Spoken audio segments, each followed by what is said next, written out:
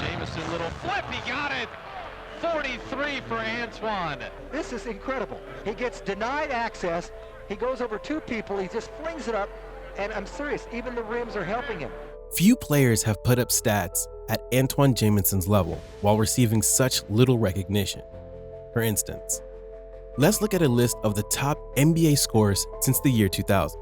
It's a short list of Hall of Famers and perennial All-Star, Antawn Jamison. So why the lack of respect? This is the story of NBA's all-time tweener. Jamison was a McDonald's All-American in high school that accepted a scholarship to North Carolina. He played alongside Vince Carter, but Jamison was the star of the team. That ball loose out front, tipped into the front court at 2-on-1. Jamison trailing up and in. Followed by Jamison. Jamison is having one of those days. Can't handle him tonight on the inside. It's the Antawn Jamison show. He led the Tar Heels to the Final Four in back-to-back seasons as a sophomore and a junior. He was the most unstoppable college player in the nation. In his junior season, he earned the Naismith and Wooden Awards as the college basketball's best player. His 22.2 points and 10.5 rebounds per game led the ACC. Nowadays, winning the Naismith doesn't necessarily punch you a ticket at the top of the draft. Luka Garza and Zach Edey are just a couple of recent examples of that. But in '98, when Jamison was getting drafted, winning the Naismith typically made you the top prospect. The four players that won the award before Jamison were Tim Duncan, Marcus Camby, Joe Smith, and Glenn Big Dog Robinson. Duncan, Smith, and Big Dog were all drafted first overall, and Camby was drafted second. However, scouts in the top three weren't exactly loving Jamison in 1998. He did most of his scoring in the interior in college, but reports were coming out that he was probably closer to 6'7" than he was to 6'9", and at the time, that was far from ideal for an NBA power forward. Basically, he was labeled as your prototypical tweener. He had the body of a small forward with the play style of a power forward. Jamison was assuring teams and media this playstyle was merely a product of the system he played, and that he would be able to translate into a three-point shooting small forward. The rumor was that the Milwaukee Bucks, who held the 9th pick, were prepared to trade the Raptors for the 4th overall pick to select Jamison. The Warriors, who held the 5th pick in the draft, wanted him badly and agreed to pay the Raptors cash in order to select Jamison on their behalf. Toronto has traded the rights to Antawn Jamison to Golden State for the rights to Vince Carter plus cash consideration. Then, with the following pick, Golden State drafted Vince Carter and the two Tar Heels were traded for each other. Jamison came off the bench to begin his rookie season but earned a starting role partway through. In his sophomore year, his head coach, PJ Carlesimo, was fired 23 games in, and Jamison began to break out under coach Gary St. Jean. Over 17 games under St. Jean, Jamison averaged 23.6 points and 9.3 rebounds per game, before a knee injury ended Jamison's season early. The Warriors remained one of the worst teams in the league. But in his 3rd season after rehabbing from knee surgery, Jamison broke out in a big way. During the 2000-01 season, Jamison put in tons of work. His coach reported that he took hundreds of shots every day, more than any other player on the team, and the work was paying off. Smart thing to do because he knew Nick could get to the ball. And Jamison with a nice move in the paint. Antawn to the rim to stuff it down with a... Jamison sets his feet for the three and drops it in. They are sweeping the boards and just doing a great job here. Antawn down the lane. What a beautiful up and under. The Warriors as a whole continued to struggle, but Jamison was looking like an up-and-coming star. In December of 2000, he posted 51 points in a loss to Seattle. 4 minutes into the 4th, Jamison, little flip, he got it! 43 for Antawn. Free throw. Now I'm saying, this is incredible. He gets denied access, he goes over two people, he just flings it up, and I'm serious, even the rims are helping him. The next couple games. Ran into a freight train. Can he get his third? Jamison hits the three. Then, the very next game, he went head-to-head with Kobe Bryant. I'm really personally happy for Antawn Jamison because no one works harder than this young man. About unstoppable for a quarter of the season. Kobe Bryant would be the MVP of the year if the balloting were held right now. Both Jamison and Bryant put on a show, each scoring 51 points in an epic duel. It's nice to see him listen. Jamison from deep. By Sir as Horace Grant was running down early. Kobe Bryant firing it in. Hughes into Jamison. Good. So here he backs up. Jamison's got 41. And we've got overtime. This game has been so good, we're going to play another 5 minutes. Beat Jamison. Kobe flying out and made it anyway. Oh my goodness, Antawn Jamison has 45 on 18 of 26 shooting. Sura pushing. Alley-oop to Jamison. It's a 4-point lead. 2:15 left in overtime. Bryant with the steal. Bryant with the steal and the dunk. It's going to go right on. Rising, firing, and hitting again. Kobe Bryant. Timeouts. They're looking for Kobe Bryant. Jamison face guarding. They throw it into Shaq. Back to Kobe. The three on the way. Doesn't go. And the Warriors win. Jamison and the Warriors came out on top with a 125-122 overtime win. It was the first time that players on opposing teams scored 50 in the same game, since Wilt Chamberlain and Elgin Baylor did so in 1962. Jamison became the first player since Rick Barry in 1967 to score over 50 in back-to-back performances. Despite putting up unreal stats, Jamison got snubbed as an All-Star that season. He finished the season with a career-high 24.9 points as well as 8.7 rebounds per game. Jamison was proving that guarding a tweener was a tough matchup. If opponents guarded him with a slow power forward, he could beat him off the bounce or shoot over top of them. Or if they tried to guard him with a quicker small forward, Jamison would just pound it inside and use his patented quick pogo stick jump hook in the lane. Following the season, the Warriors committed to Jamison by signing him to a max contract worth $86 million over the next 6 seasons. The expectation was that his prime was just beginning. Turns out, he never quite reached those 2001 statistical heights again. Only 23 games into the next season, Golden State fired head coach Dave Cowens, the coach who really favored Jamison on offense. Brian Winters replaced him but only lasted the remainder of the year. Then Eric Musselman took over as head coach. Jamison was getting bounced around from power forward to small forward amidst the Warriors' inability to assemble a team able to contend. He managed to play 82 games each season and led the team in scoring, but the Warriors were losing faith in his ability to take the team to the playoffs.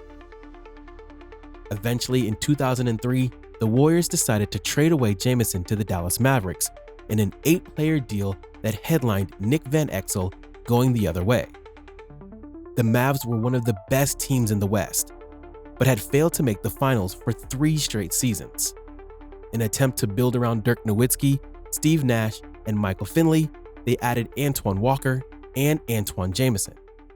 Walker, the 3-time All-Star, was inserted into the starting lineup alongside Dirk in the front court, while Jamison was utilized as a 6th man. The Mavs were super experimental that season, starting Nowitzki almost exclusively at center. Sometimes they used Jamison at the 4 along with Antoine Walker at the 5. Tactics that broke all conventional norms at the time, but are often used in this day and age. Jamison's stats totals took a hit, but he was fantastic in his role as a Swiss Army knife off the bench. He proved himself as the active NBA Ironman, accumulating 328 consecutive games without taking a night off. With less responsibility, Jamison put up career highs in 3-point percentage and field goal percentage, earning the 6th Man of the Year award. Mavs coach Don Nelson raved about him when he won the award. "I've never seen a guy like him, able to score in the position that he scores. We marvel all the time about that." Even with Jamison coming off the bench, the Mavs experiment failed. They lost in the first round to Sacramento and opted to blow it up in the offseason trading away Nash, Walker, and of course, Antawn Jamison. Jamison was traded to the Washington Wizards for a package consisting of the 5th overall pick, Jerry Stackhouse, and Christian Laettner. In Washington, Jamison teamed up with 2 former teammates, Gilbert Arenas and Larry Hughes, to form an exciting 3-headed monster. Jamison turned the franchise around. As we take a look at the Southwest Airlines starting lineup, and in the front court, Caron Butler, Antawn Jamison, and Antawn Thomas. He helped the team go from 25 wins all the way to 45 wins with Jamison on the roster. The open 3, good. 3-point shot by Jamison, and he can't miss. Arenas pulls up. How about that? Daniels nearly carried it. Jamison for 3. Dagger. Why not stay perfect? Jamison, another 3. I got to get Ricky Davis involved in this game. Jamison continues to bomb away from outside. Jamison made his first All-Star game of his career in his first season with the Wizards. He was the team's 3rd highest scorer behind Arenas and Hughes with 19.6 points per game, but led the team in rebound. It was an exciting year as the Wizards played with the 5th fastest pace in the league and could beat you in different ways offensively. And taken by Washington.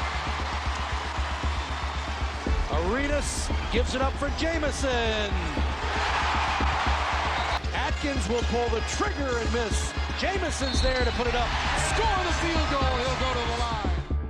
Washington. Oh, Jamison from downtown. Out on Gilbert Arenas and rejects him. Shot clock down to 2. Down to 1. Here's Jamison. Oh, what a clutch shot by Antawn Jamison. The Wizards led by 10 points with 40 seconds left. So here we are, 29 seconds later. It's a 3-point game. It was on both, but Heinrich gets to it. Here's Pargo for the tie. Yes! A 3 for Pargo!